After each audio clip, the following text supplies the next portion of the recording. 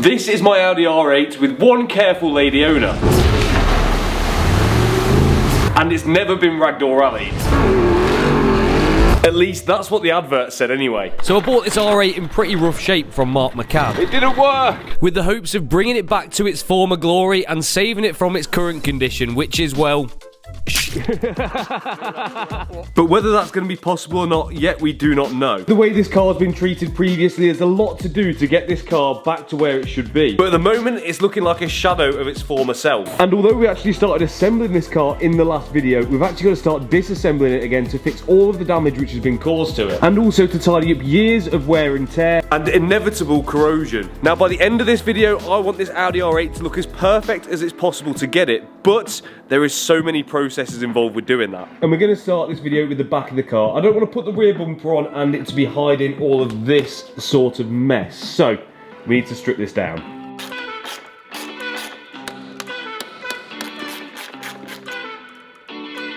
Looking lovely, mate. How can we clean all of the rust off? That's a great question. Well, in this video, we're going to find out. Yes, we shall. Now, the idea of this build, in my mind, is to try processes that you guys can do at home. So if you're working on your own car, you can use what you've learned here or what we've learned together to improve the standard of your car too. So we're going to try out some home remedies and old wives' tales on certain little bits of this to see what works best. But we'll come back to that a little bit later. For now, we can get the spoiler removed and also this bar which goes between the kind of two rear chassis legs and over the top of the exhaust. The reason why we're doing this is because we want to try and clean up that exhaust heat shield because it's not too bad but definitely could be better, and getting it off is going to be the way to do that, hopefully. So next off is the back box brackets. So while Tom works on this, I was actually working on the trim which sits underneath the spoiler, which looked a bit corroded, and the first thing I wanted to do with this is try and save this factory sticker. Unfortunately, it just came off in little bits and there was no way of saving that. Okay, so Tom has just made a founding while I've been working on a finding on something on here on the exhaust heat shield while I've been working on something else. So these are the lower back box mounts. We've took these two off to try and take the heat shield off.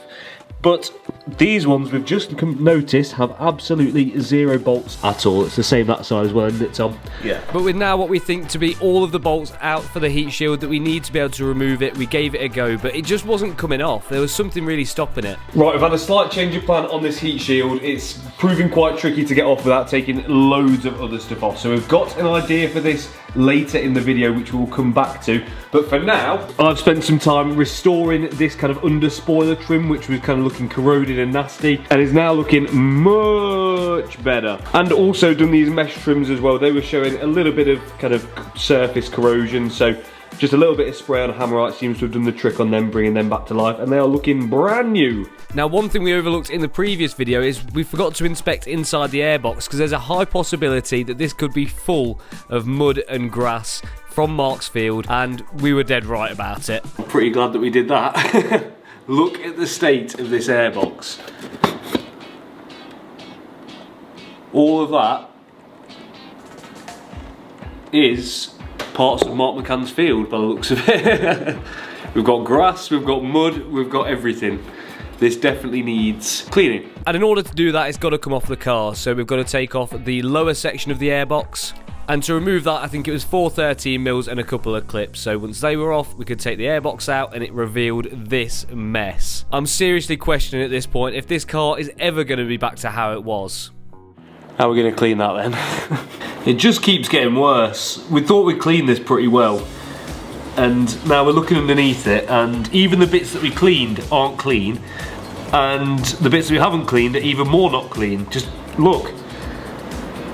Every single inch of the underside is coated with mud, all the gaps, everything.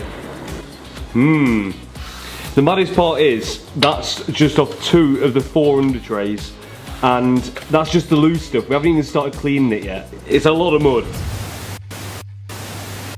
Hi, and welcome to Chris's Kitchen. This is where we try out all of the things which they tell you to do online, but you don't know if they're true or not. So I'm here to do the research for you. So today we have 6 crusty and rusty bolts and 6 dishes to try the home remedies in. So we've got some of the old classics like Coca-Cola and white vinegar, but then also some curveballs to try as well. I don't know which one of these methods is going to work best, but we're going to find out by the end of this video. So let's fill up each of the dishes with our test fluid to put the bolts in. And we've also got, is it electrolysis? Electrolysis. And we've also got the electrolysis method to try as well. So we've got 7 tests, 2 brain cells, and 6 dishes. Let's do this. So an old classic, cola is the first to go. Then we've got white vinegar, followed by bleach. This is a curveball. Then we've got acetone, then soda crystals with boiling water, and then finally WD-40. So we're going to leave these soaking in there for 24 hours, and if any of them are going to work, I have no idea, but there's still one more test left to do. So we have our 6 test subjects in place. We're going to leave these for 24 hours, I think, and see how they turn out. There is one which should technically work better, which Thomas is going to tell us all about. So, I don't know. What is it? Electrolysis. We use soda crystals. It makes more of like an electrolyte solution, and you pass a current through it. It's supposed to take the rust off one thing and put it on another. Is it going to look like we're cooking up something we could sell in the streets? Maybe, yeah. Okay, sounds good. Right, seeing as this is kind of the most involved method, we're going to give it the most thorough test. So we've pulled a nice rusty bracket off the car, which is looking rusty. And we are now going to hook this up. So is it water and soda crystals in the Tupperware? It is, yeah. And then we connect a battery charger. Is it the positive to this? Positive to that. And then the negative to this? Yeah. Okay, it sounds sketchy. Let's have a go.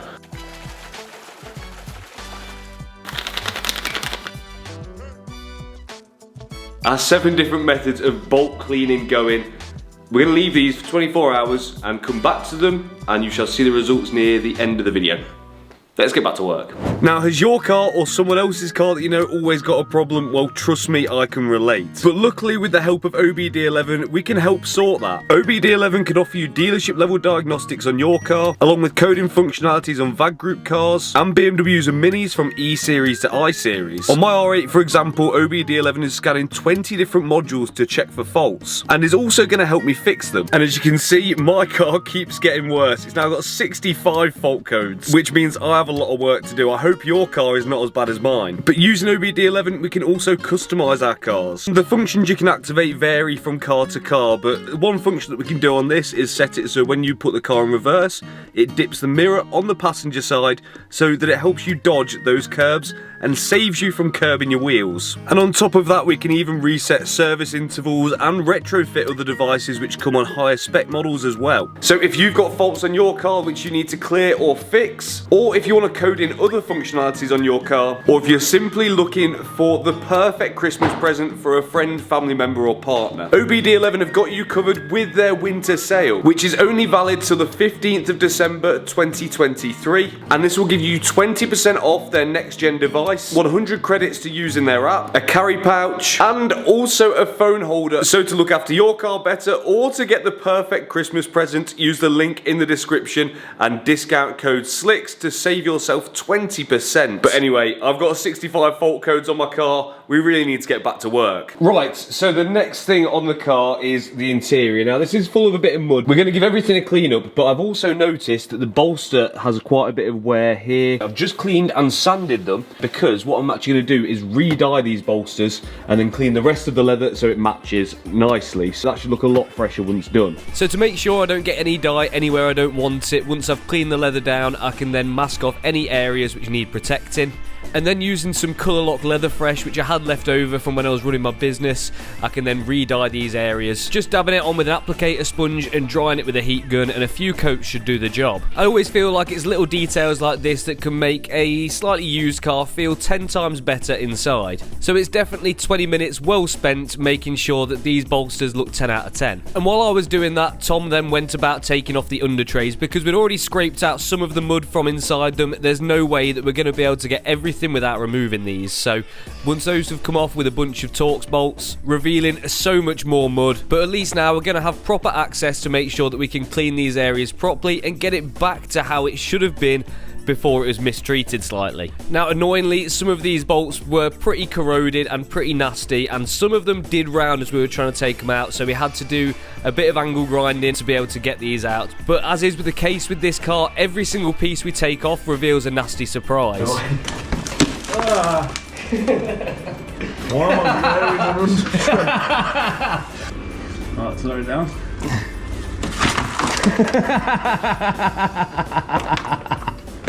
Oh my god. Thank you.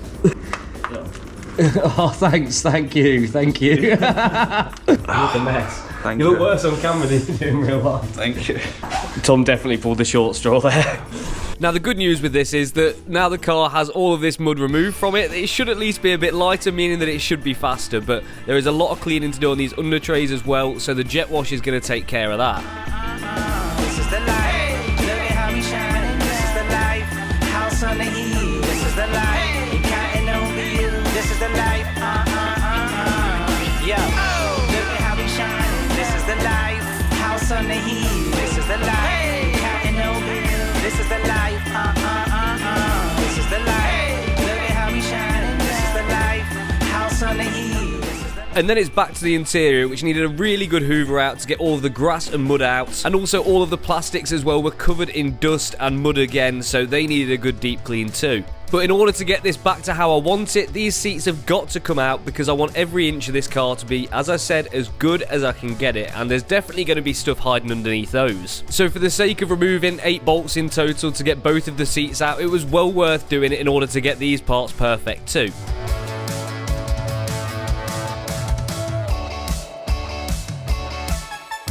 And now the interior is really starting to take shape, so we're on the last finishing details to get this as good as it can possibly be, including cleaning down all the door panels and also doing a little touch-in job on the seat itself. This is from where the seatbelt's been wearing at it over time from people pulling it off and on, which is just naturally going to wear away at the leather on the seat. Now, like I said, the leather needs deep cleaning, so we can quickly do that. And with that finishing detail done, we can have a final look at the interior. Well, that is a transformation of the interior. I didn't want to bore you guys too much with it because cleaning the interior isn't the most exciting thing, but I think we've done a banging job here.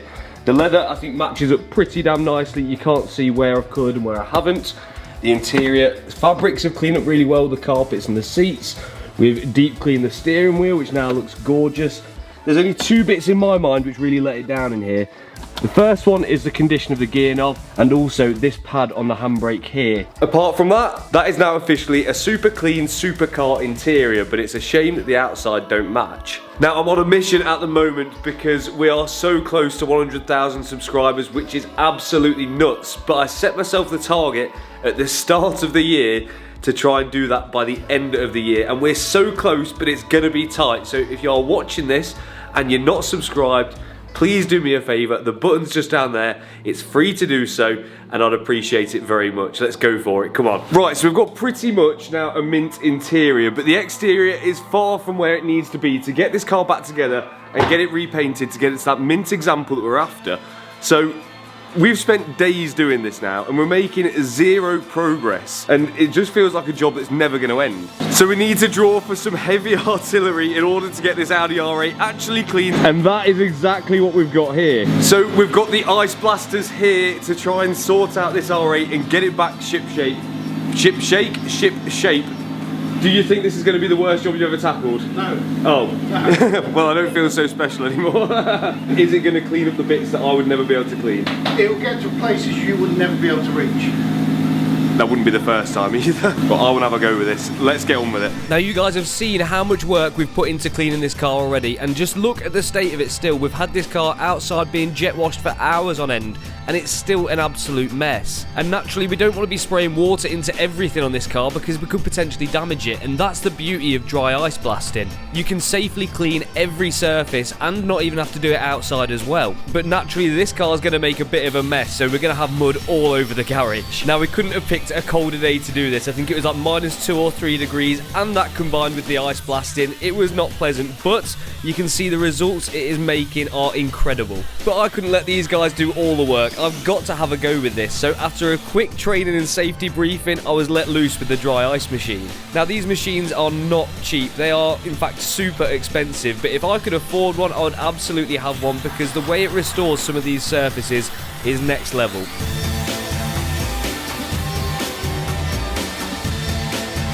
This is well fun, this is.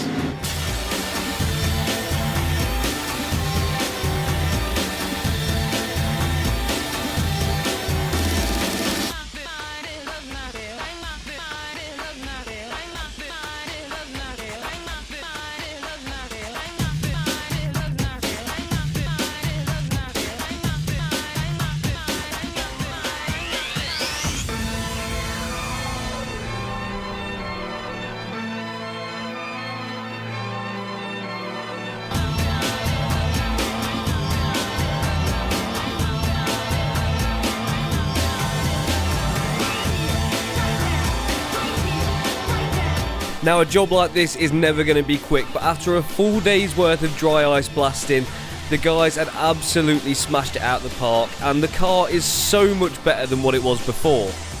And welcome back to Chris's kitchen, and boy have we got some results for you today. So what we're going to do is go through the first 6 first and establish which kind of leave-in and soak liquid has been best for cleaning our rusty and crusty bolts. So I'm armed with my ex's toothbrush. I hope she comes back. And I'm going to give each one a scrub off. We have deliberated, haven't we, Thomas? Yes, we have. And this is important advice. This is why we're making sure that it's right for you guys at home. So shall we go from worst to best? Yes. Okay, so Let's go. in place number 6, we have vinegar. That's because it's pretty damn crusty still. The threads are still dirty. It basically did nothing apart from get it wet. And stink the house out. Damn right. Next up, number 5, we have bleach. Basically, it won over vinegar just because the threads were slightly cleaner. Number 4, WD-40. You guys probably can't tell on here, but it just looked a little bit cleaner than both of them. Not much more to it, really. And also as well is going to go into any holes very nicely now. Then soda crystals did seem to have some cleaning effect. Still not loads, but as you can see on the face of the bolt there is some shine going on, and that was all crust before, so a surprising one considering it's mainly water. Then it's an old favourite, Coke, just because it seemed to take off a fair amount of the surface crust, but the thread cleaning capabilities maybe not so amazing actually, Thomas. And then at number 1, the one which I said is instantly the loser unless it's a lot better, was actually a lot better, and that's because I don't know if you guys can make that out, but it's almost like it's reacted with the rust. Let's shine some light on the situation. And that's what kind of like what they look like. Yeah, so that is a fair old difference. Now, if you are going to do this at home, I would recommend not buying it in such small amounts and putting a lid on your container, but if you're just wanting to drop your bolts into something to clean it, acetone is the way to do it. In the real world, there is a real winner, isn't there? There is, and most car people should be able to do it at home. I'd say so, and that is the electrolysis method. So what you have to do, battery pack, the negative terminal goes to a steel wire, which then touches the part you want to clean in water with soda crystals inside, then go into a scrap piece of metal with any sort of wire, I think, as long as it's conductive, to the positive terminal. And then you just leave it, and as long as the item that you're wanting to clean is bubbling, it's working. And you can see how much that has pulled off that nasty rusty bracket from before. Scrub it. And how long's that been? It's been a day. That is almost like a new bracket. It's going to need painting to protect it though. Incredible the difference there, I'd say. I think you could even possibly identify a part number. So that is a clear winner, although a little bit more fiddly than the other options. Is by far worth the fiddliness. Yes, and it's very satisfying. The only downside is you've got to then deal with this mess afterwards. So, some conclusive evidence for you right there on which method is best. And the electrolysis is a clear winner for us there, for definite. Now, I hope that's going to have been helpful for you guys and taught you maybe a little bit about how to clean your nuts. I hope you learned something inside Chris's kitchen, but now we need to go back inside Chris's garage to see how they're getting on with the dry ice blasting. Look at the difference on that. Now, there is naturally going to be limitations of dry ice blasting because you're using a non-abrasive material to clean, and I think there has been some overhyping on the internet about the capabilities of this, but it's done exactly what I needed it to do, so I couldn't be happy with the results on this, and it's now much closer to being ready for that full respray. So as I'm sure you can see, the R8 has been transformed by the dry ice blasting, and it's got it cleaner than I ever could have got it. But we do have some other things to make the R8 look a little bit better. And that is these here. You may remember in the last video we put some rust converter on the radiator brackets and the anti-roll bars, but decided it would be better to get these sandblasted, powder coat, you know, whatever the process is, they've now been powder coated in silver, which look much, much better. Along with the wheels. You may remember these were in black, and because we're going for that original factory look, the silver is much cleaner, and I actually really like these wheels in silver. In black you couldn't really see the shapes of them, but in silver I rate these, they're nice. And I've got to thank the wheelman for doing these wheels. He's based near Gilbrook Retail Park in Nottingham. If you're interested in having your wheels done, his links are in the description, along with the guys at the Ice Blasters. So if you need ice blasting or powder coating of your wheels or other items, you know where to get them. So now it's back on with the freshly powder coated anti-roll bar, but something wasn't right. Right, we've just figured out that we were trying to put the anti-roll bar in upside down. It's been a long day, you've got to give us some slack. It's like nearly midnight, so let's put the anti-roll bar upside down, then it will go on right. It's funny how much easier it is when you put things the right way around.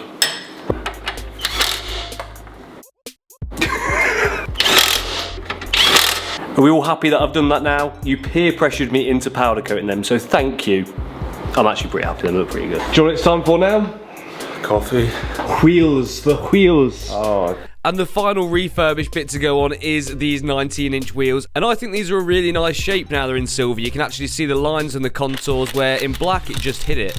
Now I know some of you are going to be curious as to what's going on with the X3M. There's something that's holding us up which is out of anyone's control, so as soon as I can put a video out on it, I will, because I'm so buzzing to drive that car. But for now, how much better do these silver wheels look? So much better.